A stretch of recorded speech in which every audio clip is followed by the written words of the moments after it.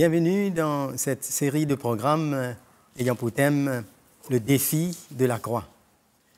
Nous avons commencé à avoir plusieurs domaines, plusieurs aspects dans la marche chrétienne en relation à la croix. Et nous avons encore avec nous le pasteur Mickey Hardy. Bienvenue Mickey. Merci Fabien, c'est une joie d'être là. On est content. Je crois que quand on voit plusieurs domaines de la vie chrétienne en relation avec la croix, on voit qu'il y a encore d'autres choses que nous pratiquons dans la vie chrétienne et que nous avons besoin de cette révélation pour ne pas simplement vivre une vie par principe et mettre en pratique ce que la parole de Dieu nous dit sans cette révélation. Et le sujet d'aujourd'hui sera sur la prière. Oui. Eh bien, on réalise qu'en général, beaucoup de chrétiens, on utilise la prière d'une manière pour obtenir de Dieu ce qu'on a besoin. Et on a la foi, puisque la parole de Dieu dit, mais demandez et vous recevrez, cela vous sera accordé au nom de Jésus. Et alors, on a notre liste et on demande, mais je vois qu'à la lumière de la croix, il y a des choses à réaliser, que la prière, ce n'est pas seulement juste demander, mais il y a une vie, il y a quelque chose, un élément dedans qui doit nous motiver. Comment tu vois cela? Oui, si je retourne un petit peu à bien des années de cela, Oui. et que je constate aujourd'hui que ma prière, mon temps de prière, se limiter à demander à Dieu, comme tu viens de dire, tout ce que j'avais besoin. Oui. Pour moi, ma femme, mes enfants, ma famille, mes besoins. Moi, c'était une liste, comme tu dis. On avait cette liste, nous tous, pour demander à Dieu, parce que nous sommes des enfants de Dieu maintenant, et que nous avons droit à tout dans la vie, et comme beaucoup le croient aujourd'hui, on doit tout posséder, etc. Mais c'est vrai que la parole de Dieu nous enseigne non pas seulement de demander à Dieu ce que nous voulons, mais si nous regardons dans la première épître de Jean, peut-être qu'on pourrait voir cela. Première épître de Jean, au chapitre 5. D'accord. Il faut premièrement dire qu'il n'y a pas de mal de demander à Dieu ce qu'on a besoin. Oui, d'ailleurs, dans la prière que Jésus a fait, il y a une partie dedans où on demande le besoin de chaque jour, mais ce n'est pas tout. C'est-à-dire qu'il n'y a pas de mal de demander à Dieu ce qu'on a besoin, mais il y a un point là que nous allons lire qui est très important, que beaucoup de chrétiens ne voient pas, ne réalisent pas. Parce que Dieu n'est pas simplement là pour répondre à nos prières. Il n'est pas ce Dieu qui est là, qui attend. Qu'est-ce que Fabien a besoin? Qu'est-ce que Mickey a besoin? Qu'est-ce qu'il va me demander? Et puis, je vais lui donner tout ce qu'il me demande. Voilà. Mais je crois qu'il y a la prière, il y a un but. Et allons lire ça un petit coup dans 1 Jean chapitre 5, verset 4. Il est écrit, nous avons appris de lui, nous avons auprès de lui... Verset 14, non? Verset 14, oui. 1 Jean 5, 14. Nous avons auprès de lui cette assurance que si nous demandons quelque chose selon sa volonté, il nous écoute. Or, si nous savons qu'il nous écoute, nous savons que nous possédons la chose que nous lui avons demandée, qu'elle soit. Je crois que le mot-clé, dans ces deux versets, c'est la volonté de Dieu. C'est-à-dire prier selon sa volonté. Alors là, ça change tout. Toutes les données changent. Parce que nous pouvons croire que tout ce que nous demandons, Dieu va être d'accord. Dieu va être d'accord. Il est prêt pour répondre. Et alors là, nous faisons notre liste, on regarde tout ce qu'on a besoin, etc. Et puis, on demande à Dieu. On ne cherche même pas à savoir si c'est sa volonté. ni c'est son plan pour notre vie, Oui.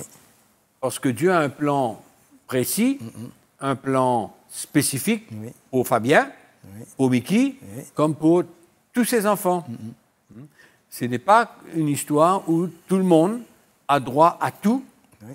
à tout moment, en toutes circonstances. Oui. Dieu est là pour ouvrir les écluses des cieux et déverser sur nous toutes les bénédictions que nous avons besoin, sans prendre conscience, Oui.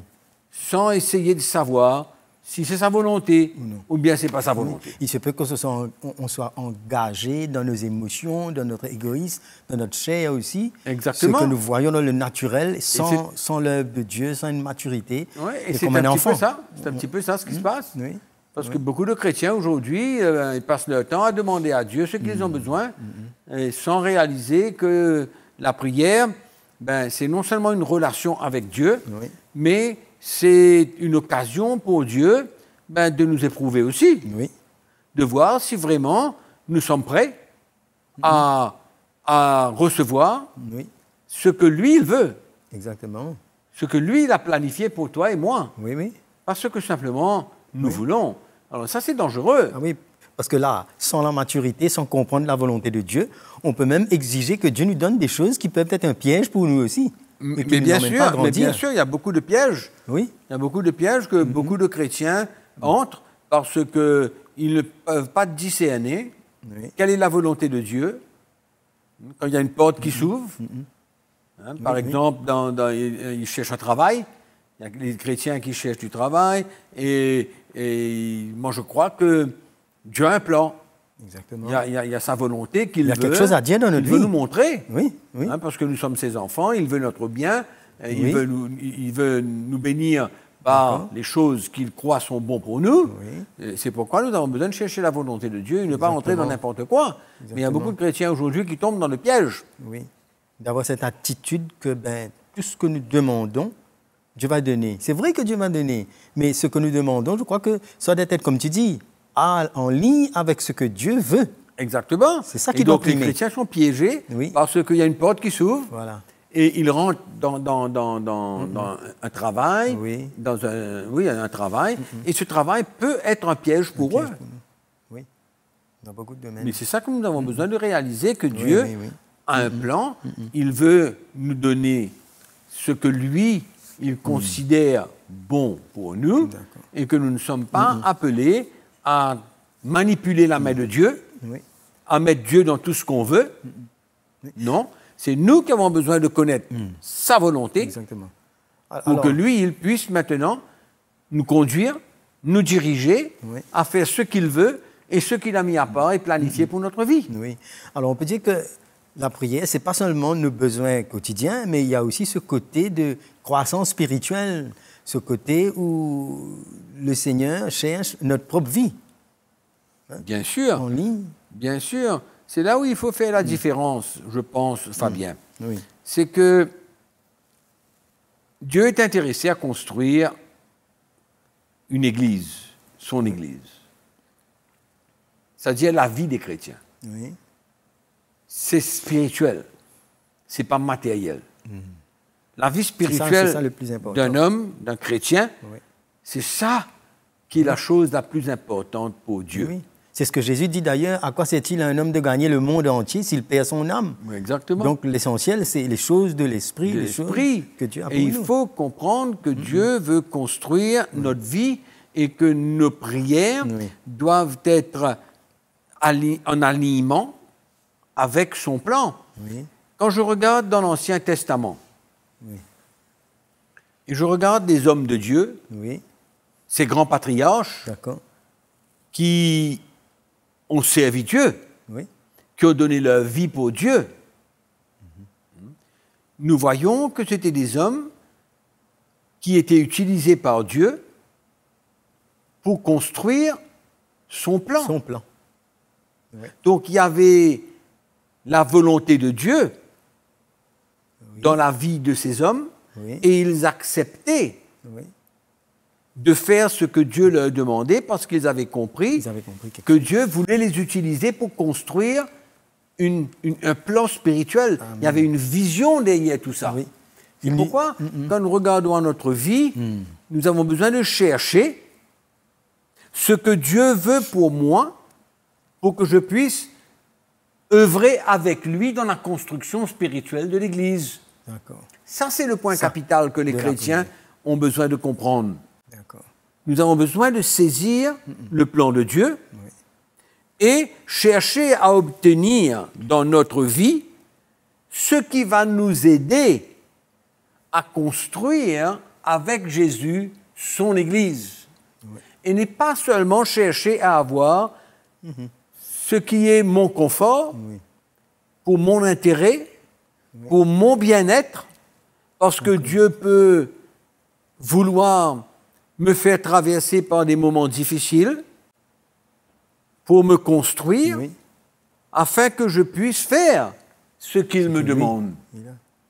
C'est ça, je crois, qui est la chose la plus importante dans notre vie. Au fait, quand Jésus nous dit, d'ailleurs, cherche d'abord le royaume de Dieu et sa justice. Exactement. Et puis les autres choses, il nous dit qu'ils vous ont redonné. C'est-à-dire qu'il y a certaines choses que nous n'avons même pas besoin de demander si notre cœur est préoccupé avec le royaume de Dieu, n'est-ce pas? Bien sûr, bien sûr. Moi, je crois qu'il y a un principe, si on peut appeler ça un principe dans la prière, c'est que je pense que le chrétien qui porte sa croix, il meurt à ses désirs pour chercher la volonté de Dieu dans la prière. C'est-à-dire que je n'ai pas envie, moi, de m'attarder sur les choses de la terre pour mon bien-être, pour mon confort, mais quand je me charge de ma croix et que je veux servir le Seigneur, déjà je comprends qu'il veut faire une œuvre dans ma vie. Donc, quand je prends ma croix, je suis en train d'accepter de mourir à mes désirs parce que dans la prière, si je ne prends pas ma croix, là, je vais chercher mes propres désirs. Ah oui, là la liste devient longue. La liste devient longue et je cherche mes propres désirs dans la prière. Mais si je prends ma croix, je suis prêt à mourir à mes désirs pour chercher la volonté de Dieu.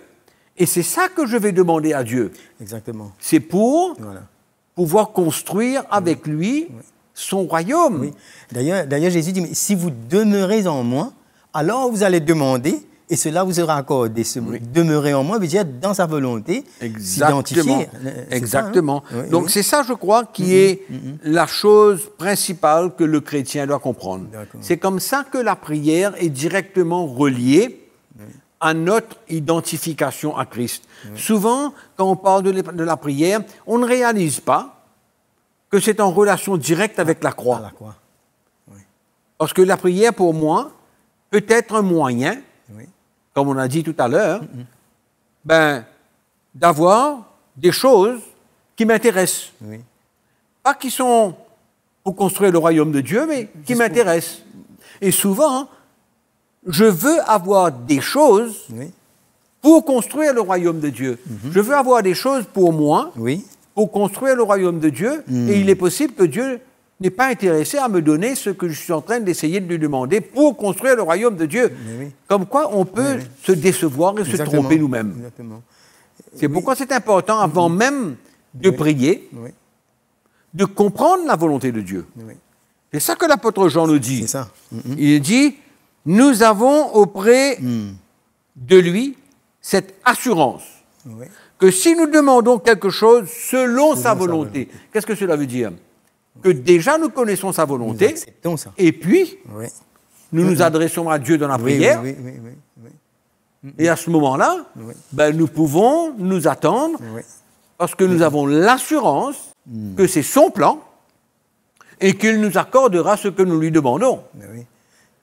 D'ailleurs, Mickey, quand on a déjà parlé un petit peu dans l'introduction de l'état de l'Église primitive, la vie qu'il y avait, leur identification en Christ.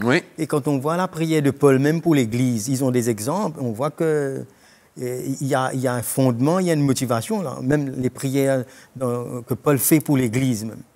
On voit que là... Oui, la prière que Paul fait dans l'Église, nous pouvons voir ça dans l'Épître aux Éphésiens, même l'Épître aux Colossiens. Il prie pour l'Église. Il prie pour le peuple de Dieu. il est conscient. Toute la prière de Paul est concernée, montre qu'il est concerné par le royaume de Dieu. Il demande même à prier pour lui, afin que les portes s'ouvrent et qu'il puisse continuer à annoncer la bonne nouvelle de l'évangile de Christ. Oui. C'est ça sa motivation. C'est ça sa motivation. Mais le chrétien, il ne peut pas avoir d'autres motivations. Il ne peut pas avoir des motivations matérielles et naturelles au lieu des motivations spirituelles pour construire l'Église et le royaume de Dieu. C'est intéressant peut-être pour nous de lire ce verset dans l'Épître aux Éphésiens, par exemple, au chapitre 1er. Je pense que c'est à peu près le verset 15. Oui, voilà. Voilà la prière de Paul pour les Éphésiens. Au verset 15. C'est pourquoi moi aussi, ayant entendu parler de votre foi au Seigneur Jésus et de votre amour pour tous les saints, je ne cesse de rendre grâce pour vous, je fais mention de vous dans mes prières.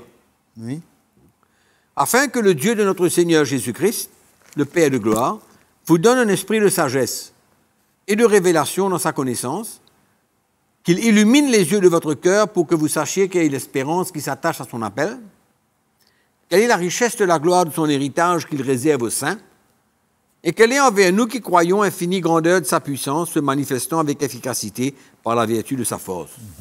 Quelle prière extraordinaire. Pour le peuple de Dieu. Pas pour qu'il ait de l'argent. On ne va pas ça, là. Non. Pas pour son intérêt. Non. Mais pour sa croissance spirituelle. C'est ça, pour qu'il puisse comprendre le plan de Dieu pour sa vie. Pour que ses yeux puissent s'ouvrir à la volonté de Dieu, à la révélation de l'Évangile. Qu'il illumine les yeux de votre cœur pour que vous sachiez quelle est l'espérance qui s'attache à son appel. C'est totalement spirituel. C'est une prière qui s'identifie à Jésus. Exactement. Cette nouveauté de vie. Exactement. Pour pouvoir s'épanouir dans l'esprit. Oui, bien sûr, Fabien. Je suis bien d'accord avec toi. Et tu veux qu'on peut lire aussi Colossiens, hein? Oui, Colossiens. Colossiens chapitre 1er. Ça se ressemble, ces prières. Hein? Oui, ça se ressemble. Oui. On peut voir le cœur de l'apôtre Paul, on peut voir que son cœur était intéressé à construire le royaume de Dieu, et ça ne doit pas être différent pour personne. D'accord. Non. Même un chrétien qui vient naître de nouveau.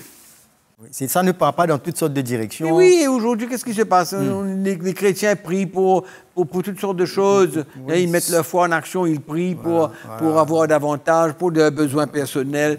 Mais moi, ça vient, j'ai eu une expérience avec Dieu.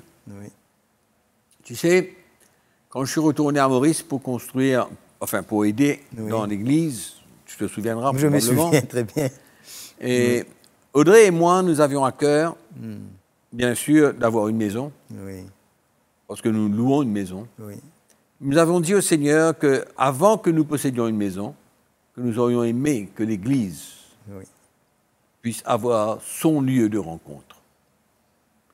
Et quand Dieu a ouvert la porte pour nous donner ce terrain, tu te souviens, à Kyopi. Je me souviens à Kyopi, oui.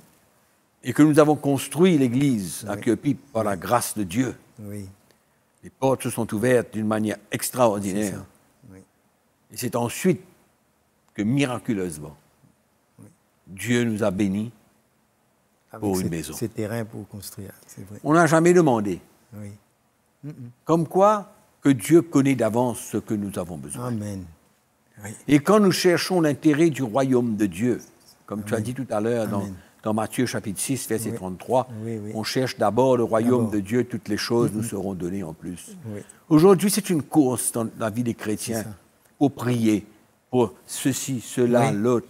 Comme si c'est une priorité de rencontrer tous nos besoins. Si on n'arrive pas, on n'a pas réussi, on n'a pas la foi, on a besoin d'avoir tout ça. À ce moment-là, on est satisfait.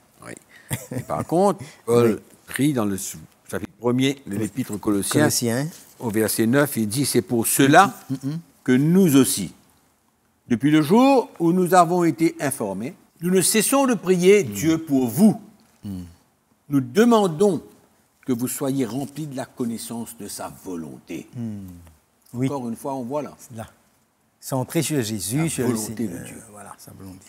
En toute sagesse et intelligence spirituelle, pour marcher d'une manière digne du Seigneur, être entièrement agréable, portant des fruits en toutes sortes de bonnes œuvres, croissant par la connaissance de Dieu, fortifiés à tous égards par sa puissance glorieuse, Amen. en sorte que vous soyez toujours et avec joie, persévérants et patients. Ça.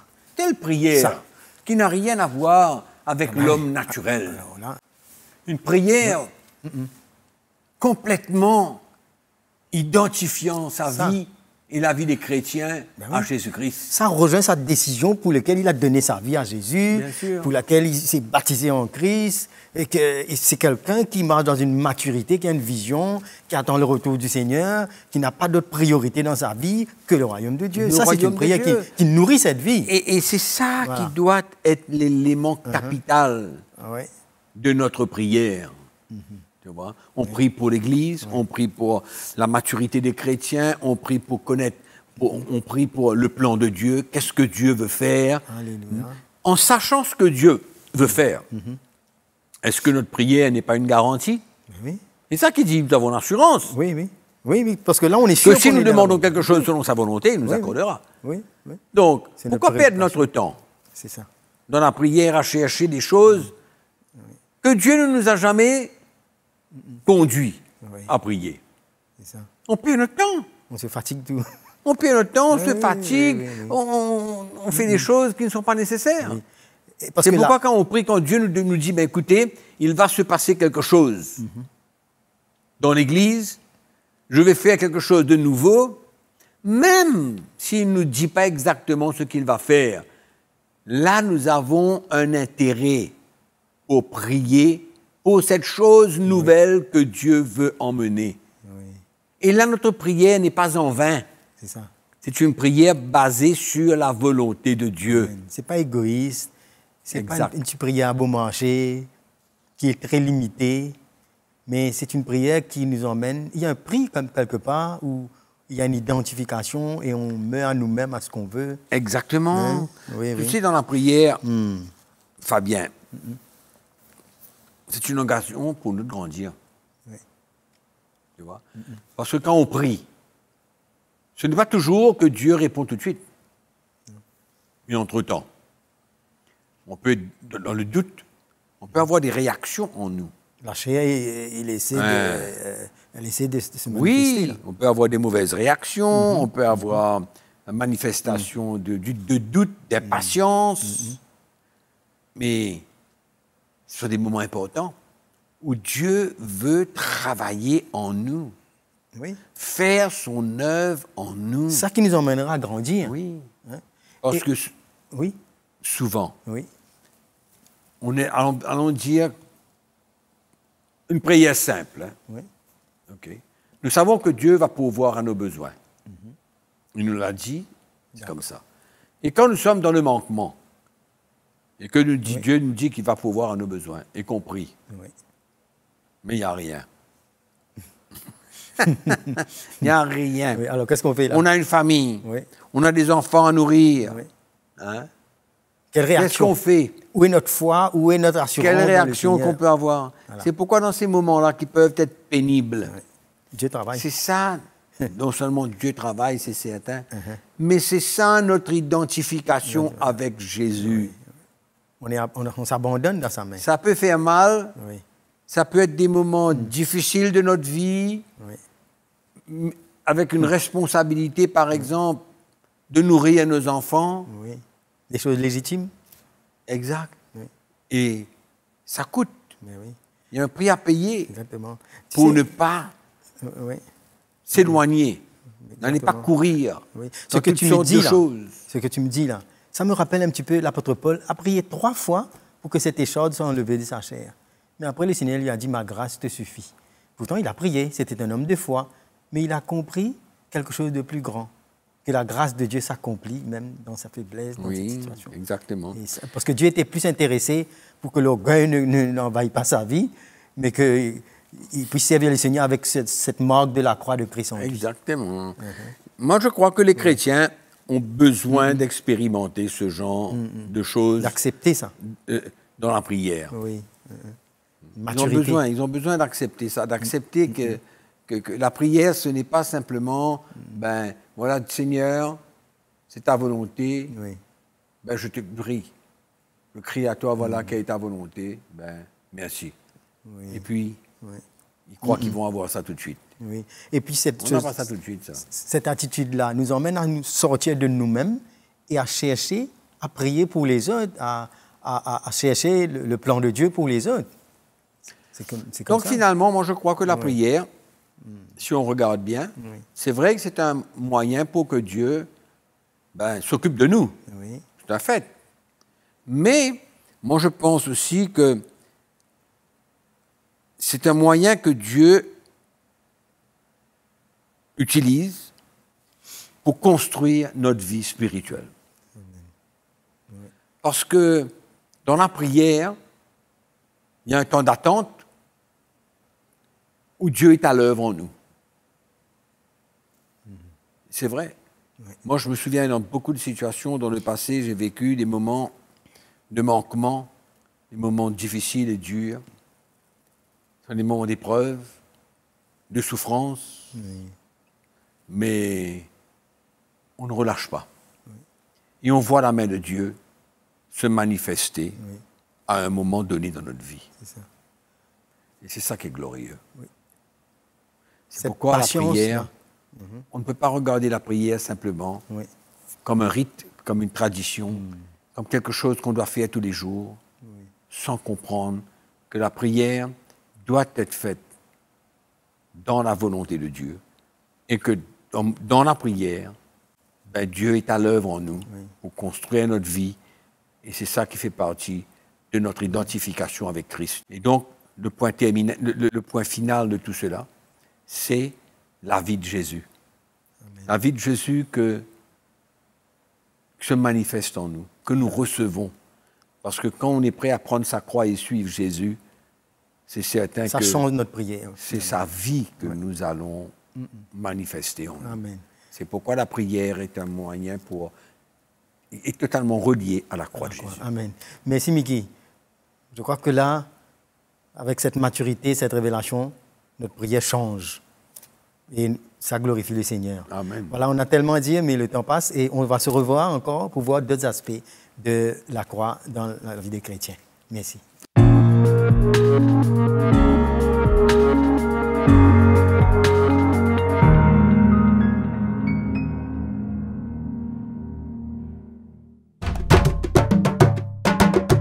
Pour plus d'informations, visitez le www.ctmi.org.